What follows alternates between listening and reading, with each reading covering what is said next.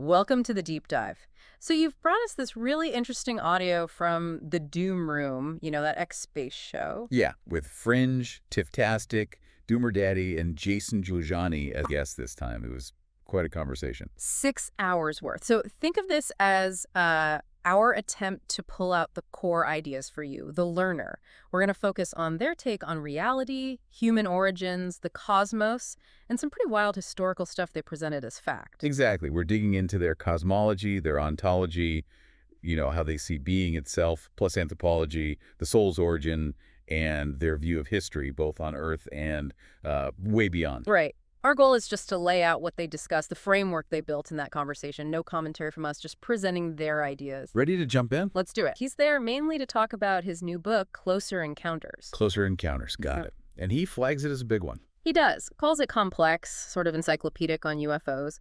But he wants to focus the chat, steer it towards the book's main thesis. Okay, so what is that central thesis built around? Well, interestingly, it leans heavily on the ideas of John von Neumann. Two specific concepts, really. Von Neumann, the mathematician, computer scientist. That's the one. The concepts are von Neumann probes and, crucially, the technological singularity. Okay, let's break those down. Von Neumann probes. I vaguely remember this. Self-replicating machines, right? Exactly. The idea was, an advanced civilization could send out these tiny robotic probes, maybe nanoscale, And they'd use resources they find out there. to build copies of themselves, explore, maybe even build infrastructure, a way to explore or colonize vast distances without sending, actual people initially. Makes sense. And the second one, the singularity. Right, the technological singularity. This is von Neumann's idea about the rate of tech progress.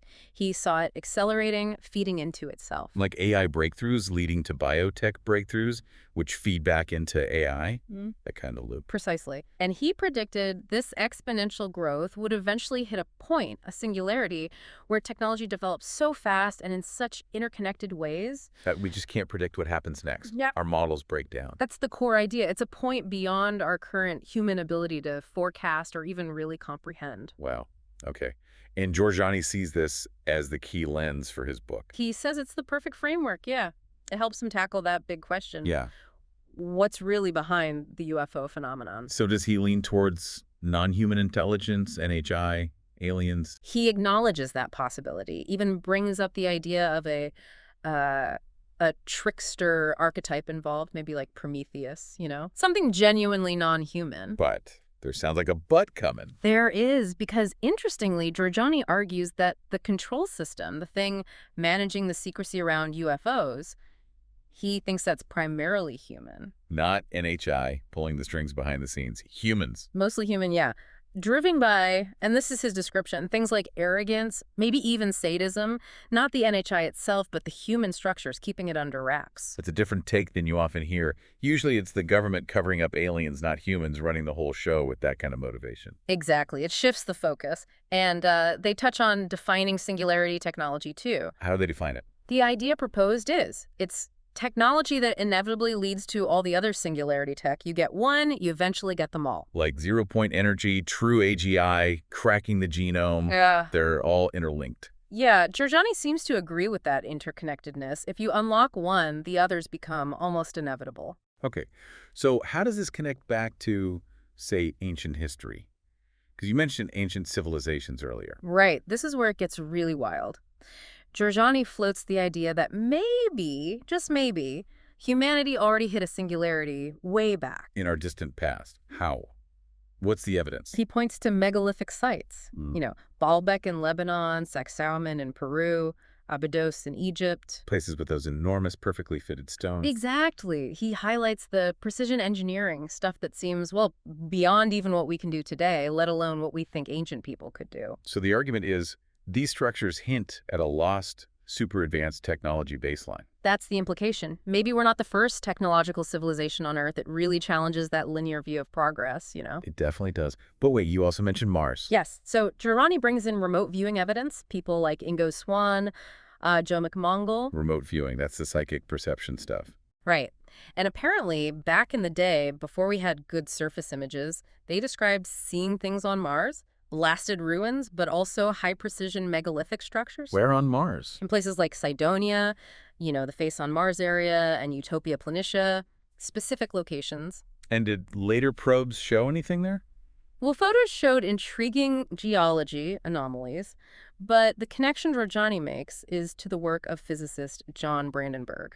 What did Brandenburg find? He found, or claimed to find, specific radiological signatures in those same Martian regions, particularly anomalies in xenon-129 isotopes. Xenon-129. Why is that significant? Because that specific isotope signature is apparently consistent with, well, with thermonuclear explosions, like what you find at nuclear test sites here on Earth. Oh, okay. So remote viewers describing ruins, Yeah. and a physicist finding potential evidence of nuclear blasts in the same spots. That's the connection being drawn. Brandenburg initially dated these possible events way, way back, like 250 million years ago. That's incredibly ancient. It is. Jorjani mentions that date in the book, but apparently Brandenburg later revised it, thinking maybe it was closer to 100 million years ago. Still vastly old, obviously. So if something happened on Mars, who was there? Did the remote viewers say? Yeah, this is another key part. They described the inhabitants, the builders, as tall, very human-like, often called Nordics. It's like the stereotypical tall, blonde aliens from Contactee reports? Seems like it. And Ingo Swann apparently reported seeing similar beings on the moon, too. Okay, my head's starting to spin a bit. Ancient Earth singularity, Mars nuked, Nordics. How does Jorjani tie this together? Time travel. That's exactly where it leads. The speculation is, what if a human civilization from Earth's deep past, or maybe even a previous version of our history, hit the singularity? And they developed advanced tech like zero-point energy. Which might allow for time travel. And maybe they used it to go back and colonize Mars when it was still habitable. Making their Martian civilization technically older than ours, even though they originated from Earth's future. Exactly. Or alternate past. Kind of makes your brain hurt, right? Yeah. He brings up the image of the Ouroboros, the snake eating its tail.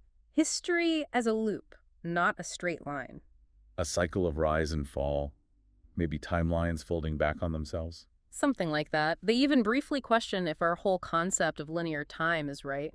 Maybe it's more about information, order versus disorder, negentropy versus entropy, than just past, present, future. Negentropy, increasing order. Right. The opposite of entropy, which is the tendency towards decay and randomness. Okay. This is getting very philosophical. Does he connect it to consciousness? He does. He introduces the Greek term physis, sometimes translated as nature. But it means more than just trees and rocks. Yeah, Jorjani suggests it's more like the underlying energetic flux of reality itself. And consciousness somehow interacts with this physis, shapes it into the world we experience. So consciousness isn't just observing reality, it's participating in creating it. That seems to be the idea. He briefly mentions the philosopher Heidegger, too. Heidegger's view on time. Yeah, the idea that time, for us, is structured by our orientation towards the future. It implies we have this sort of subconscious precognitive element, always anticipating, always shaping what's next. Which influences how we see now and the past. Yeah. Wow. Okay. Are there any, concrete examples used to illustrate these really abstract ideas? Well, he does bring up an alleged incident from Skinwalker Ranch. Ah, Skinwalker. Ah. Always weird stuff reported there. What happened? Apparently, they had cameras set up, monitoring for cattle mutilations. One camera suddenly stopped working. Okay, tech fails. Happens.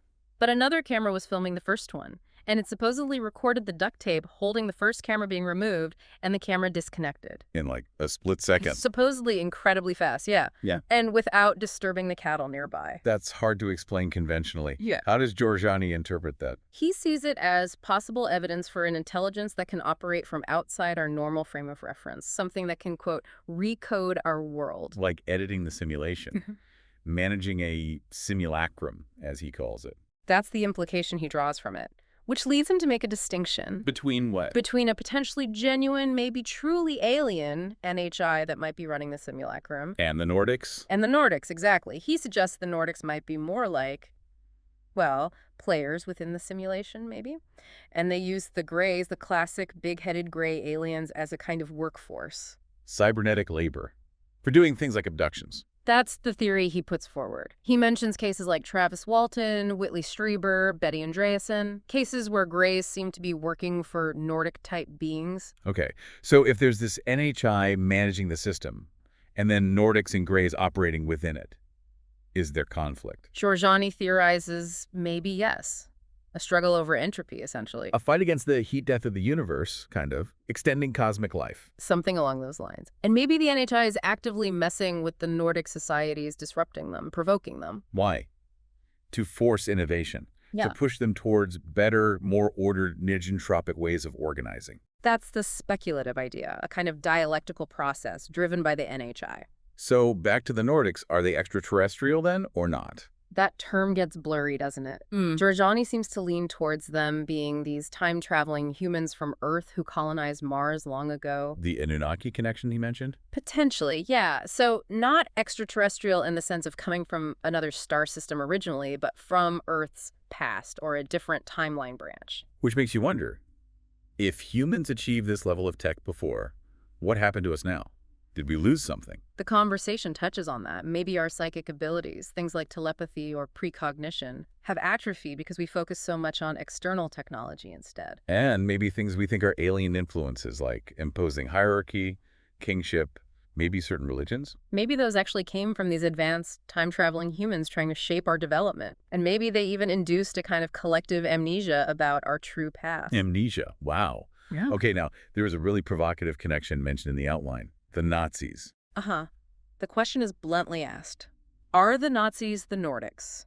Or connected somehow? How does he approach that? That's loaded territory. He brings in concepts like alienation from philosophers like Marx and Hegel, trying to frame the power dynamics, the potential control these forces might exert over humanity. And links it to post-WWII history. Yeah, Operation Paperclip, bringing Nazi scientists to the U.S. and the rise of the national security state. He suggests this might be tied into suppressing advanced technologies recovered or developed back then. Like zero-point energy or anti-gravity. Possibly. He also mentions the contactee George Adamski's claims. What did Adamski say? Adamski described meeting Nordics, whose society was supposedly entirely run by the government, everyone an employee. Jorjani notes the potential parallel with National Socialist ideas. And the Eisenhower lore comes up too.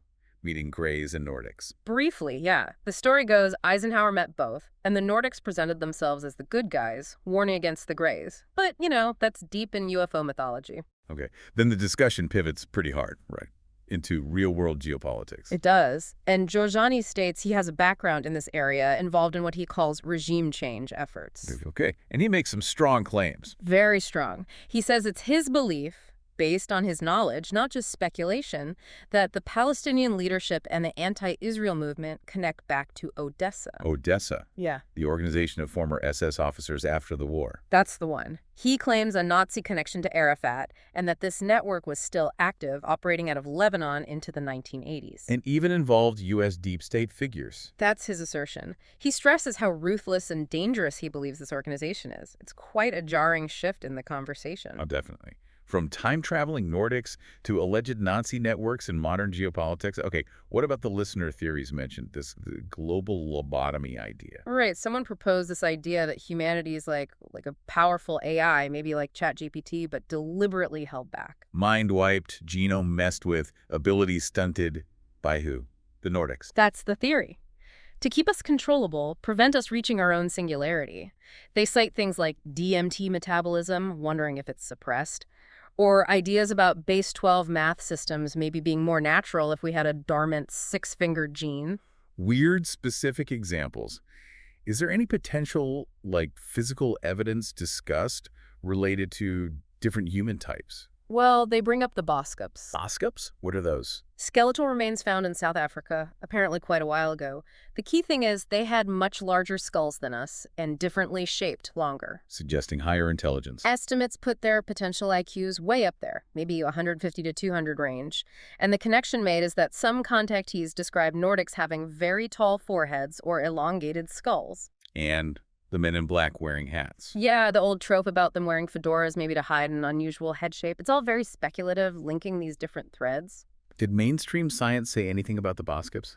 Apparently, yeah. Scientists acknowledged they looked like they'd had maybe an extra 500,000 years of evolution compared to us. Interesting. Then there's a quick mention of stagnation in advanced societies. Just a brief point. The idea that if you achieve extreme longevity, maybe overcome all struggle, perhaps psychospiritual development kind of plateaus, Yeah. stagnates. Food for thought. But then it gets really disturbing, right? The afterlife connection. Uh-huh. This is probably one of the most unsettling parts. The question is raised, could these Greys and Nordics, these potential time travelers, somehow be involved in what happens after we die? Oh, how would that even work? What's the basis for that? Abductee accounts. Some report seeing deceased relatives with the Greys during their experiences, sometimes even seeing relatives they didn't know had died yet. That's chilling. Are there overlaps with near-death experiences? Yes, that's noted too. Researchers like Raymond Fowler and Kenneth Ring apparently studied the parallels between NDEs and abduction accounts. And the Betty Andreasen case comes up again here. It does. Her detailed accounts involved Greys seemingly walking through walls, paralyzing her family. Taking her somewhere underground. Yeah. And there, she encountered tall, white-robed beings, the Nordic elders, who claimed they were angels. Angels. And what did they say? They claimed the Greys were recording everything. They said God, which she perceived as a light in some kind of mirror portal, had sent Jesus and would send him again. She also saw something she interpreted as a soul being taken away. So these beings presented themselves as divine messengers managing the afterlife. That's how Andreasen seemed to interpret it. But then the conversation juxtaposes this with... The Brazil incident. Hilarious. Exactly. Late 70s, reports of Nordic-looking beings locals called them gringos, apparently brutalizing people in the rainforest, hitting them with light beams. So the same type of beings acting like angels in one account and like violent attackers in another. It creates a huge contradiction. Are they benevolent, malevolent, deceptive? Hmm. Or are there different factions? It raises major questions about their true nature. And maybe their powers aren't divine at all. Right, Arthur C. Clarke's quote is mentioned. Any sufficiently advanced technology is indistinguishable from magic. Maybe their abilities are just tech we don't understand. Okay. Some other quick points mentioned. Multiple souls. Yeah, just a brief mention of a theory by someone named Dr. Stephen Braue, arguing maybe more than one consciousness can inhabit a body. And Jungian synchronicity gets a nod too. Meaningful coincidences happening frequently around this stuff. Seems to be a common report. Then there's the Black Cube UFO. Oh yeah, the classified report, visiting a base daily. Right, and the really disturbing speculation attached to it in the report was about souls being trapped or maybe used to power NHI craft somehow. That ties back to the afterlife question. Ugh. Grim stuff. Okay, shifting gears again, mythology, Satana. Yes. Jorjani connects back to his own work here from his books Iranian Leviathan and Satan. He argues that a Caucasian goddess, Satana, worshipped by ancient groups like the Sarmatians and Amazons. Is the original Satan, before the biblical figure. That's his theory. He links her to the Caspian Sea area, a kind of lady of the lake figure involved in initiating heroes like Amarani, who's a Prometheus-like figure. Serpent symbolism is involved too. And how does this connect to, say, King Arthur or the Grail? He suggests Sarmatian migrations into Europe influenced those legends, carrying her mythos with them. And influence the Hebrew idea of Satan. Potentially, yeah. After Scythian and Sarmatian incursions into the Middle East long ago, it's a whole rereading of mythological origins. Interesting. And this leads into mediumship channeling. Right. He Okay. discusses Emanuel Swedenborg, the 18th century mystic.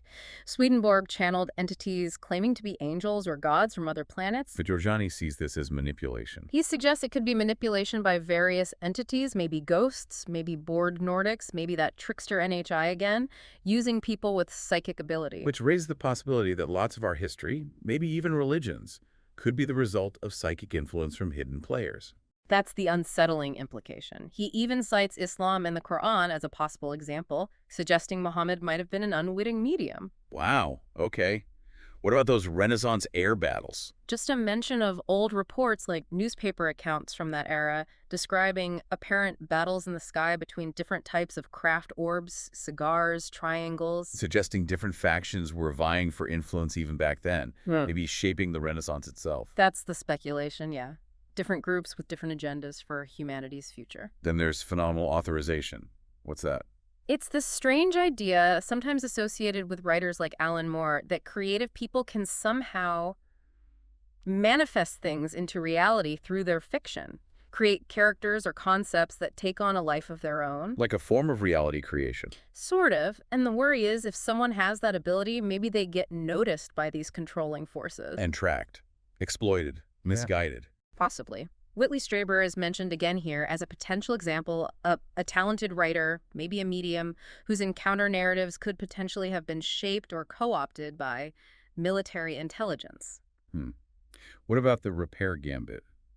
Vallée's idea. Yeah, Jacques Vallée's theory that sometimes UFOs seem to break down conspicuously. Why would they do that? Vallée suggested it might be a deliberate ploy to make us think they're real, physical craft, but maybe flawed, not totally beyond us. A way to manage our beliefs about them. Psychological warfare, almost. Okay, finally, let's get into this breakaway civilization idea properly. Jorjani's theory about the Nazis. Right. He suggests that when the Nazis were developing things like potential zero-point energy and maybe realizing the simulation-like nature of reality, their definition of winning the war changed. It wasn't just about military victory anymore. According to this theory, no. The goal shifted to something more fundamental, establishing a secret, breakaway civilization focused on metaphysical control, manipulating timelines, perception, reality itself. And the U.S. deep state became a tool for them. That's the implication, in his view. But then there's another layer. Which is? The idea that maybe the Nazi effort wasn't entirely original, but a spin-off from an even older agenda. Run by who? Powerful elite groups, aristocratic families, international finance, like Brown Brothers Harriman is mentioned, who maybe funded the Reich but had their own long-term plans. Plans involving advanced tech even earlier, like those late 19th century airship sightings. That's the connection some researchers make. And these groups were apparently buying up land in places like Argentina way back then. So Project Paperclip wasn't just bringing Nazi scientists over. It was like a homecoming for research that these elites were already involved in. That's the alternative or perhaps complementary theory, a deeper, older shadow structure. And part of this involves portals between Earth and Mars. Just a brief mention of claims that physical portals exist, linking underground bases here with facilities on Mars, used for teleporting people and gear. Standard sci-fi trope, but presented as potentially real in these circles. Okay, a couple more listener theories. Computational limits in the simulation. Yeah, someone wondering if the simulacrum has processing limits, and linking it to that dark idea of souls as power sources. Because souls have high informational complexity. Yeah.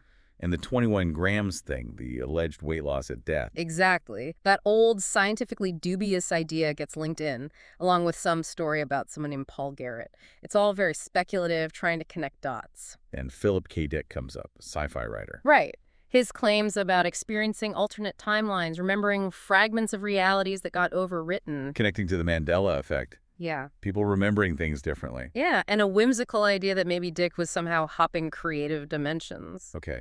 And the Mater people, who are they supposed to be? Jorjani seems to dismiss it as likely just another case of entities using obscure religious or esoteric names to deceive people. Nothing particularly special about that label. Right. And finally, the listener wanting new philosophy. Yeah, just acknowledging that someone listening felt that we need new ways of thinking, new philosophical tools, to even begin to make sense of how strange reality seems to be becoming. Which feels like a good place to pause, really. That was a lot. An incredibly dense set of ideas from this one conversation. Absolutely. We've covered a huge amount, all drawn from that source material you asked us to look into. And it's crucial, as always, for you listening to remember this is just our dive into it. It's a starting point. Definitely. We really hope you'll explore these topics, these names, Jorjani, von Neumann, Brandenburg, Vallée, all of them further on your own if they sparked your interest. Which leads us to that final thought we like to leave you with. Considering everything we've touched on, the possibility of manipulated timelines, of hidden, advanced human groups, maybe non-human influence, a reality that might be programmable. How does all that potentially shift your own understanding of history? Of what's real? What big questions does this deep dive stir up for you personally? Something to chew on. Thanks for joining us for this exploration. If you've got other sources, other rabbit holes you want us to go down, Let us know. We're always looking for the next deep dive. Until then, keep questioning.